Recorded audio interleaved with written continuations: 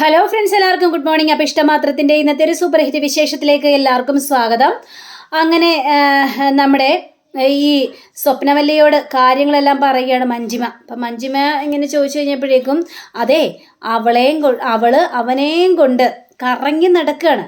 ഇനി അതിൻ്റെ പ്രതിഷേധം വരാൻ കിടക്കുന്നേ ഉള്ളൂ. എന്ത് പ്രതിഷേധം? ഭാര്യ ഭർത്താവിനെയും കൊണ്ടൊന്ന് വീൽ ചെയറിൽ കറങ്ങാൻ പോകുന്നതിന് ഇപ്പം എന്താ കുഴപ്പം? അതുമാത്രമല്ല, ദേ ഇഷിതേ ഇനി അവൻ്റെ കൂടെയാ കിടക്കാൻ പോകുന്നത്. തിടഞ്ഞപ്പോഴേക്കും നീ ഒന്ന് ചുമ്മാതിരിക്കുക, നീ എന്തൊക്കെയാ അനാവശ്യങ്ങളായി പറയുന്നത്?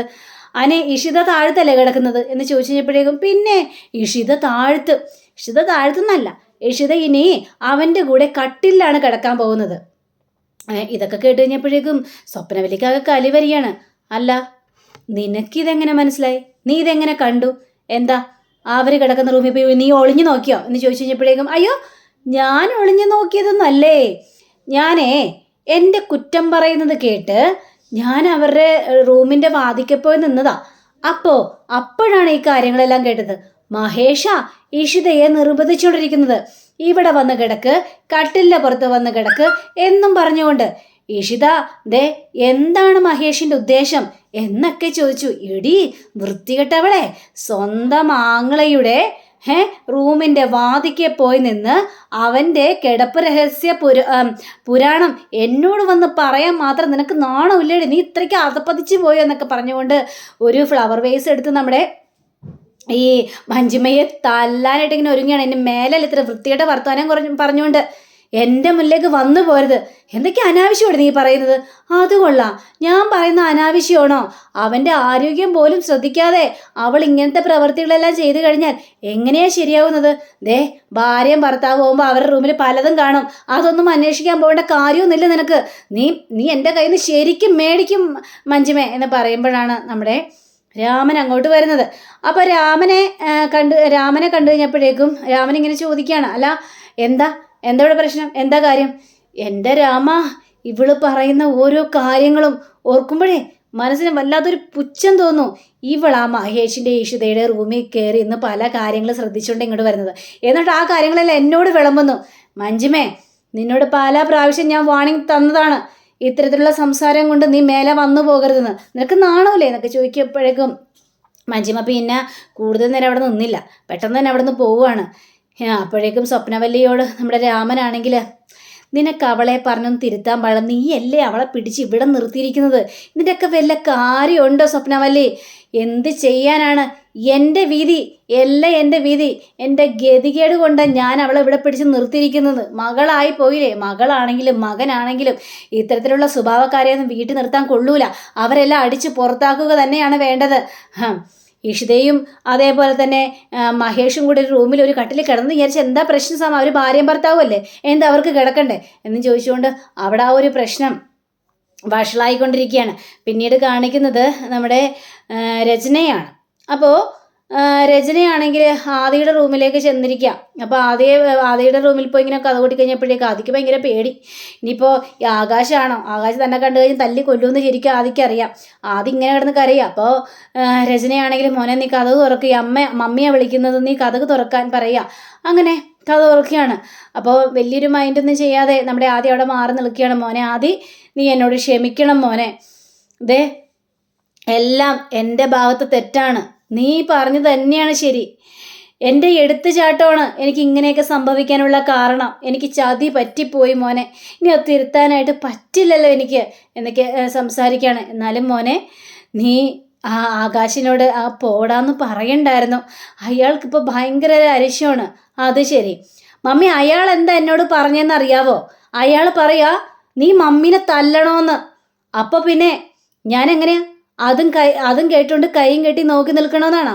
എന്നെക്കൊണ്ട് അതിന് സാധിക്കില്ല മമ്മി, ഞാൻ അതുകൊണ്ടാ അയാളോട് അങ്ങനെയൊക്കെ പറഞ്ഞത്. ഇത് കേട്ടുകഴിഞ്ഞപ്പോഴേക്കും രചനയ്ക്ക് ഭയങ്കര ഒരു സങ്കടം തോന്നി. അപ്പോൾ രചനയാണെങ്കിൽ ആദ്യയെ കവളിങ്ങനെ പിടിച്ചിങ്ങനെ തലോടുകയാണ്. മോനെ, എന്നാലും എൻ്റെ പൊന്നു മോനെ, നീ രക്ഷപ്പെട്, നീ ഇനി ഇവിടെ നിൽക്കണ്ട, മമ്മി എങ്ങനെയെങ്കിലും സഹിച്ച് ഇവിടെ നിന്നോളാം മോനെ, നീ രക്ഷപ്പെട്ടോ, നീ നിൻ്റെ ഡാഡിയുടെ അടുത്തേക്ക് പോയിക്കോ എന്ന് പറഞ്ഞപ്പോഴേക്കും മമ്മി, അതിനു വേണ്ടിയാണോ മമ്മി ഞാൻ ഇത്രയും നാള് ഈ ആട്ടും തുപ്പൊക്കെ കേട്ട് മമ്മിയോടൊപ്പം സഹിച്ചിരുന്നത്? മമ്മിയെ വിട്ടിട്ട് പോകാനാണോ? ഒരിക്കലും എന്നെക്കൊണ്ട് പറ്റില്ല മമ്മേ, എനിക്ക് മമ്മിയോടൊപ്പം തന്നെ നിൽക്കണം മോനെ. അതല്ല പറയുന്നത്, ഇവിടെ നിന്ന് കഴിഞ്ഞിട്ടുണ്ടെങ്കിൽ അവൻ എന്തെങ്കിലും നിന്നെ ചെയ്യും, അതാ പറഞ്ഞത്. എന്ത് ചെയ്യാനായിട്ട്? ഇനി ആകാശ് മേനോനെ എന്നെ ഒന്നും ചെയ്യില്ല. എന്നെ എന്തെങ്കിലും ചെയ്യണമെങ്കിൽ എന്താ, നിന്റെ ഡാഡി കിടന്ന കിടപ്പില്ലല്ലേ, നിന്റെ ഡാഡിക്ക് എന്തെങ്കിലും ചെയ്യാനായിട്ട് പറ്റുമോ? അതല്ല മമ്മി, അയാൾ എന്നെ എന്തെങ്കിലും ചെയ്യണമെങ്കിൽ അയാൾ എന്നെ കൊല്ലണം, അല്ലെങ്കിൽ അയാൾ പാഠം പഠിക്കും മമ്മി. അത് ഉറപ്പുള്ള കാര്യം തന്നെയാ. ആകാശ് മേനോൻ ഇനി എൻ്റെ അടുത്ത് ഒരു വാശിക്കും വരാൻ പോകുന്നില്ല മോനെ. അയാൾ നിന്നെ കൊല്ലേന്നുമില്ല, പക്ഷേ അയാളുടെ മനസ്സിൽ മുഴുവനും ചതിയാണ്. ചതി കൊണ്ട് മാത്രമേ കീഴ്പ്പെടുത്തോളൂ. അവനിനി ഏത് പ്രവൃത്തിയും ചെയ്യും. നിന്റെ നാവിൽ നിന്നും കൂടി ആ ഒരു പോടാ എന്നുള്ളൊരു വാക്ക് കേട്ടില്ലേ? അതിനെ തുടർന്ന് അവൻ്റെ മനസ്സിൽ മുഴുവനും വൈരാഗ്യമാണ്. നിന്നെ ഏതെങ്കിലും ചതിക്കുഴി പെടുത്തും മോനെ. ആ ഒരു പേടി മാത്രമാണ് മമ്മിക്ക്. ദേ, നിന്റെ വിനോദ് ചെറിയച്ഛനില്ലേ, വിനോദ് ചെറിയച്ഛന് ചതിയിലൂടെയല്ലേ അവൻ കീഴ്പ്പെടുത്തിയത്. ഇപ്പോൾ വിനോദ് ചെറിയച്ഛൻ എവിടെ പോകുന്നു? ജയിലിൽ കിടക്കുന്നു. ഇതെല്ലാം അയാളുടെ കളിയാണ് മോനെ. അതുകൊണ്ടാണ് പറയുന്നത്, മമ്മിയെ നീ നോക്കണ്ട, മമ്മിയെ ഉപേക്ഷിച്ചേര്. മമ്മിയെ വിട്ട് നീ ഡാഡിയുടെ അടുത്തേക്ക് പോയിക്കോ. മമ്മിക്ക് ഒരു കുഴപ്പമില്ല. നിന്റെ ജീവിതമെങ്കിലും രക്ഷപ്പെടട്ടെ. എന്തിനാ ഇവിടെ കിടന്ന് കൂടുതൽ നരകിക്കുന്നത് മോനെ എന്നൊക്കെ ചോദിച്ചു കഴിഞ്ഞപ്പോഴേക്കും, ഇല്ല മമ്മി, ആരൊക്കെ എന്തൊക്കെ പറഞ്ഞാലും ഞാൻ മമ്മിയെ വിട്ട് എങ്ങും പോവില്ല. ഞാൻ പോവുകയാണെങ്കിൽ ഞാൻ എൻ്റെ മമ്മിയെ കൊണ്ടേ പോവുള്ളൂ. ആരൊക്കെ വേണ്ടെന്ന് പറഞ്ഞാലും എനിക്ക് എൻ്റെ മമ്മിയെ വേണം. ഞാൻ വിട്ടുകൊടുക്കില്ല ആർക്കും എന്നും പറഞ്ഞുകൊണ്ട് ആദി ഇങ്ങനെ കരയുക. അപ്പം ആദിയുടെ ആ ഒരു കരച്ചിലൊക്കെ കണ്ടു കഴിഞ്ഞപ്പോഴേക്കും രചനയ്ക്കും ഭയങ്കര സങ്കടം തോന്നിക്കുക. അങ്ങനെ രചന എൻ്റെ പൊന്നു മോനെ എന്നും പറഞ്ഞുകൊണ്ട് കെട്ടിപ്പിടിച്ചുകൊണ്ട് രണ്ടുപേരും ഇങ്ങനെ ഇരുന്ന് പൊട്ടിക്കരയാണ്. പിന്നീട് കാണിക്കുന്നത് നമ്മുടെ ഈ മഞ്ജിമയെ തന്നെയാണ്. അപ്പം മഞ്ജിമ ഇങ്ങനെ മനസ്സിന്തിക്കുകയാണ്, ഞാൻ സമ്മതിക്കൂല, ഏതായാലും ഇഷിതയും മഹേഷും തമ്മിൽ ഒന്നിക്കാൻ പാടില്ല. അങ്ങനെ ഒന്നിച്ചു കഴിഞ്ഞിട്ടുണ്ടെങ്കിൽ ഇഷിതയെ ഈ വീടിൽ നിന്ന് പുറത്താക്കാൻ പറ്റില്ല.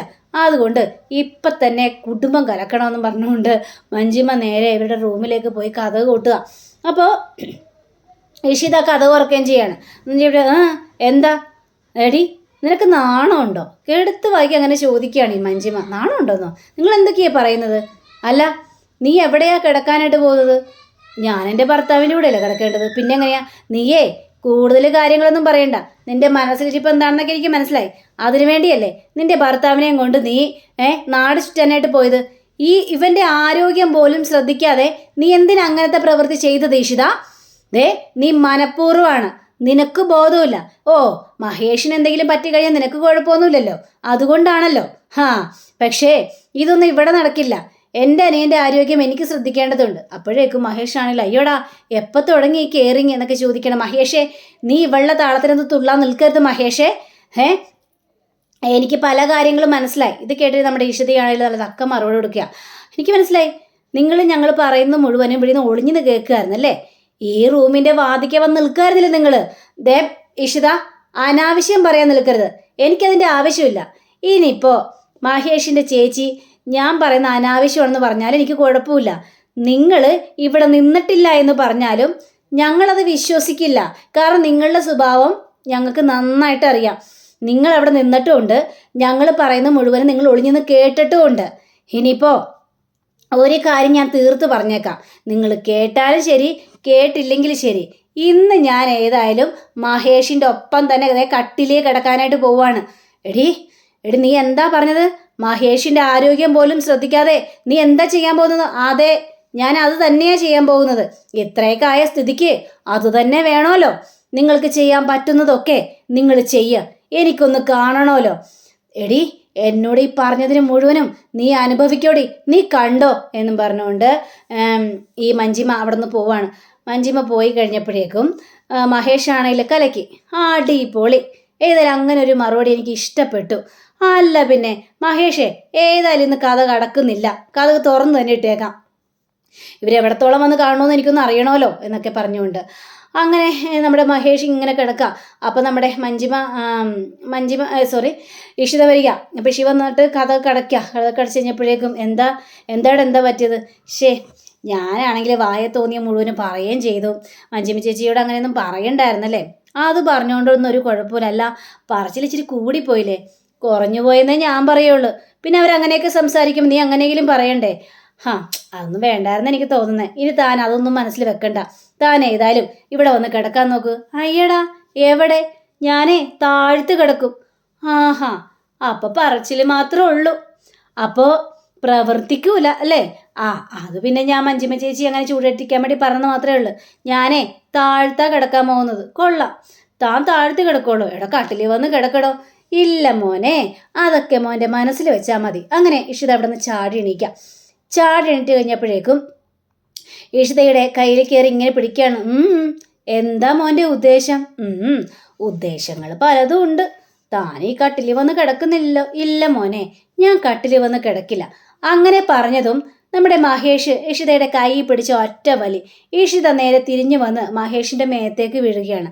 അങ്ങനെ വീണ് കഴിഞ്ഞപ്പോഴേക്കും അവർ തമ്മിലുള്ള ആ പ്രണയം ഇങ്ങനെ മുട്ടിടുകയാണ്. അവിടെ വലിയൊരു പ്രണയ സീൻ അവിടെ കാണിക്കുകയാണ്. അതെല്ലാം കഴിഞ്ഞ് പിറ്റേ ദിവസം രാവിലെ ആകുകയാണ്.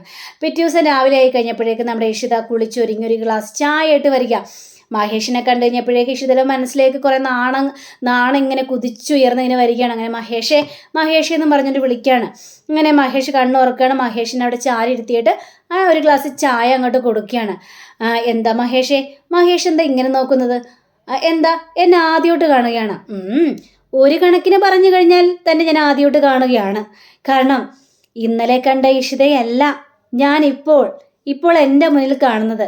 കാരണം ഇപ്പോൾ ഇഷിത എന്തുകൊണ്ടും മഹേഷിൻ്റെ പൂർണ്ണ ഭാര്യയായിട്ട് തീർന്നിരിക്കുകയാണ്. ഇത് കേട്ട ഇഷിതയ്ക്ക് ആകെ നാണവും ചമ്മലും ഒക്കെ വരികയാണ്. അപ്പം അങ്ങനെയും കാണിച്ചുകൊണ്ടാണ് നമ്മുടെ ഇന്നത്തെ റിവ്യൂ ഇവിടെ അവസാനിച്ചിരിക്കുന്നത്. അടുത്ത റിവ്യൂവിനായി കാത്തിരിക്കുക, സബ്സ്ക്രൈബ് ചെയ്യുക. എല്ലാവർക്കും നല്ലൊരു ദിനം ആശംസിച്ചുകൊണ്ട് തന്നെ നമസ്കാരം. താങ്ക് യു സീഗൻ. ബൈ.